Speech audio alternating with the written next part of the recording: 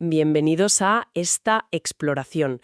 Hoy vamos a meternos bastante a fondo con una pregunta que seguro que resuena en muchos que empiezan en esto del trading. Sí, una duda muy típica. La del equipo, ¿verdad? Esa imagen casi icónica ya del trader rodeado de pantallas que parece la cabina de un avión.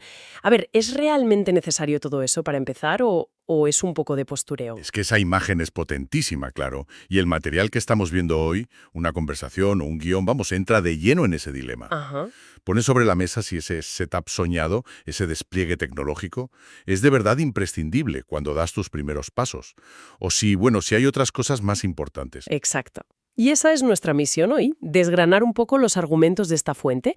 Queremos entender qué considera este material como lo crucial al principio. Sí. ¿Es la tecnología punta o hay algo más de fondo? Vamos a ver qué dice este análisis sobre esa aparente batalla entre el equipo y la habilidad, ¿no? Justo. La tensión que articula todo esto es esa, ¿no? El contraste entre la fachada, que es muy atractiva, muy profesional, de un puesto de trading súper avanzado, Sí. y la realidad, que suele ser más sencilla de lo que de verdad genera la rentabilidad. La perspectiva que analizamos hoy desvía el foco de lo que se ve, del hardware, Claro. hacia elementos que son menos visibles. Cosas más internas, mentales, de método, que considera la base real para empezar con buen pie. Vale. Hay que reconocer que el atractivo visual está ahí, ¿eh? La fuente lo dice, ¿verdad? Esa sensación de voy en serio que te puede dar un buen equipo. Sí, lo reconoce. Ver varias pantallas con gráficos que se mueven, pues oye, puede hasta motivar. Te sientes como más profesional. Claro. Pero claro, la pregunta clave que plantea este análisis es, ¿esa sensación se traduce en resultados? O sea, ¿es necesario todo eso para ganar dinero de forma consistente al principio? Y la respuesta que da el material, al menos para el inicio, es bastante clara.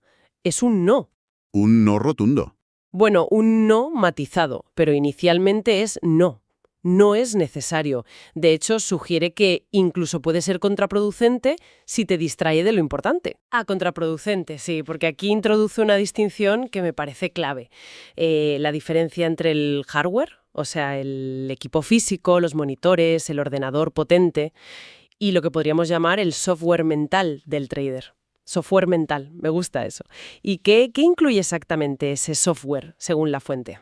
Pues mira, el material lo desglosa básicamente en 3 pilares. El primero, conocimiento aplicado. Aplicado. Importante el matiz. Exacto. No es solo saber teoría, ¿sabes? Es la capacidad de interpretar lo que hace el precio, entender la estructura del mercado y, ojo, muy importante, dominar una o dos configuraciones de entrada que tengan alta probabilidad. Una o dos, no 20. Claro, la fuente insiste mucho en que vale infinitamente más entender a fondo un patrón en un gráfico simple, en tu portátil, que tener 10 gráficos parpadeando en 6 monitores sin tener ni idea de qué estás buscando realmente. O sea, calidad antes que cantidad, profundidad antes que amplitud. Eso es. Entender bien lo que ves, aunque sea poco, antes de intentar abarcarlo todo con la vista. ¿Y qué dice sobre las herramientas mínimas entonces? ¿Confirma eso de empezar con poco? Totalmente.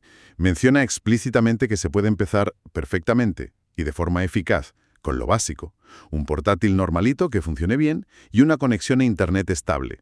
Y ya está. Y ya está. El argumento es que la inversión inicial más gorda no debe ir a la tecnología, sino al tiempo y al esfuerzo para pillar ese conocimiento práctico. Claro. Aprender a identificar tu ventaja en el mercado. Eso es lo primerísimo. Entendido lo del conocimiento. ¿Y el segundo pilar de ese software mental? El segundo es la disciplina férrea. Y aquí el material es muy específico. No habla solo de tener paciencia para esperar tu señal, que también. Que ya es difícil. Que ya es difícil, sí. Habla de algo que cuesta aún más. La capacidad de ejecutar tu plan, el que has definido antes sin desviarte.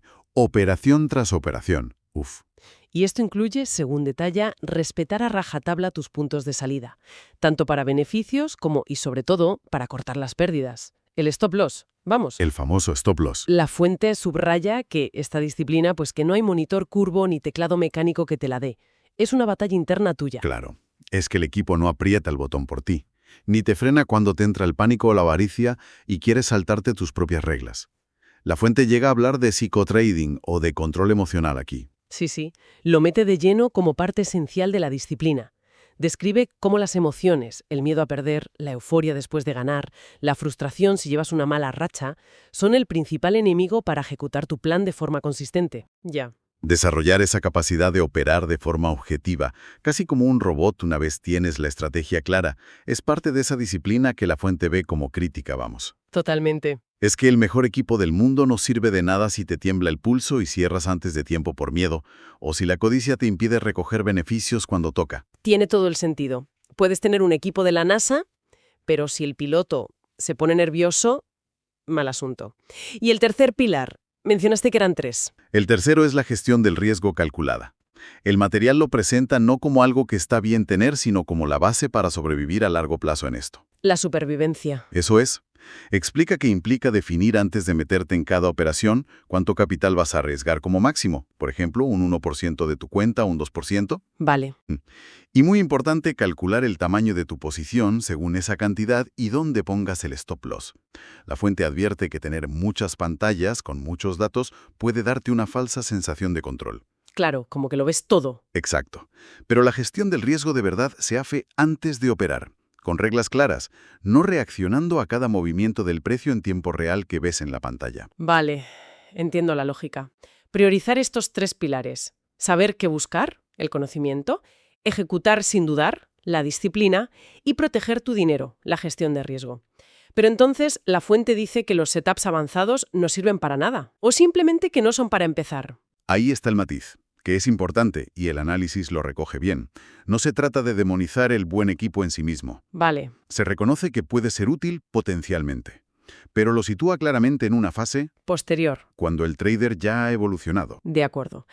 La perspectiva es, una vez que tienes un conocimiento sólido, una disciplina que has demostrado que funciona y una gestión del riesgo consistente que te da resultados positivos, entonces mejorar el equipo puede ser una herramienta para optimizar. Optimizar.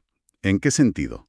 ¿Pone algún ejemplo concreto la fuente de cuándo sí podría ser útil tener más pantallas, por ejemplo? Sí, menciona escenarios específicos.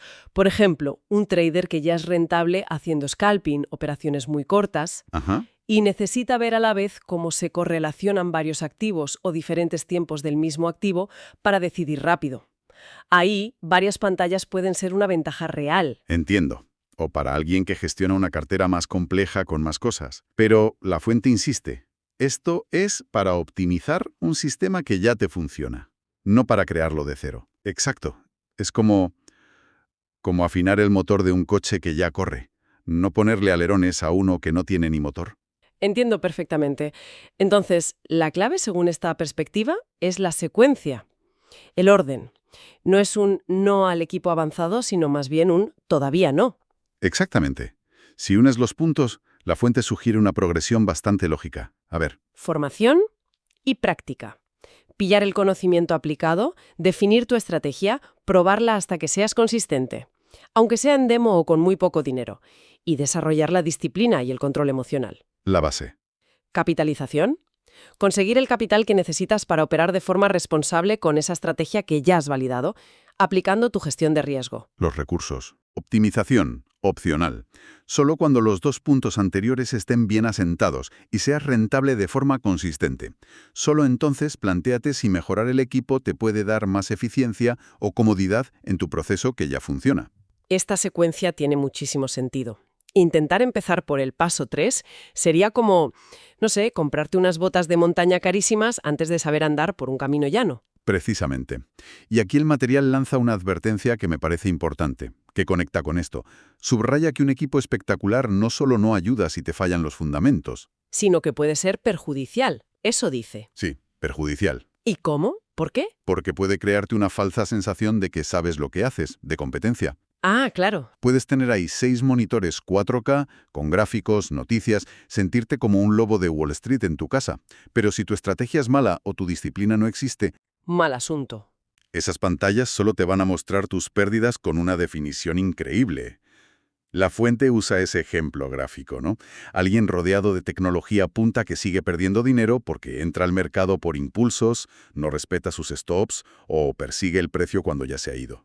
Claro. El equipo se puede convertir en una distracción muy cara de lo que de verdad importa. Tu toma de decisiones. Es un punto muy potente, sí. El equipo es pasivo. No piensa, no siente, no decide por ti. Es solo una ventana al mercado. Y la calidad de lo que haces a través de esa ventana depende totalmente de ese software mental del que hablábamos. Esa es la idea central, sí. Por eso la jerarquía de prioridades que se saca del material es tan clara. Educación y desarrollar habilidades, lo primero. Capital bien gestionado, lo segundo. Y el equipo físico, bueno, pues como un posible añadido mucho más adelante y secundario para empezar. Vale. El análisis sugiere que construir esa base sólida de método, control y gestión es como poner los cimientos de un edificio.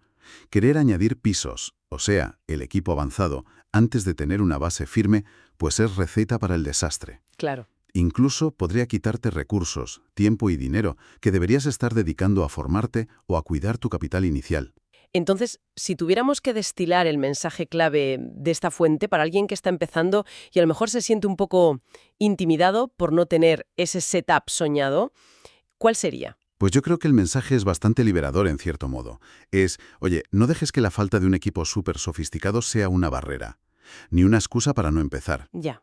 Lo que de verdad necesitas al principio no se compra con dinero, se construye con esfuerzo, una mente enfocada, un plan claro, la disciplina para seguirlo a rajatabla y la humildad para aprender siempre. ¿Cierto? La fuente insiste en que esos son tus activos más valiosos, mucho más que cualquier ordenador o pantalla. O sea, la idea es, empieza con lo que tengas a mano, que un portátil normal vale perfectamente. Y pon toda tu energía en aprender, en practicar y en ser consistente. Exacto. El equipo ya vendrá después, si es que hace falta, pero como una consecuencia de tu progreso, no como un requisito para empezar.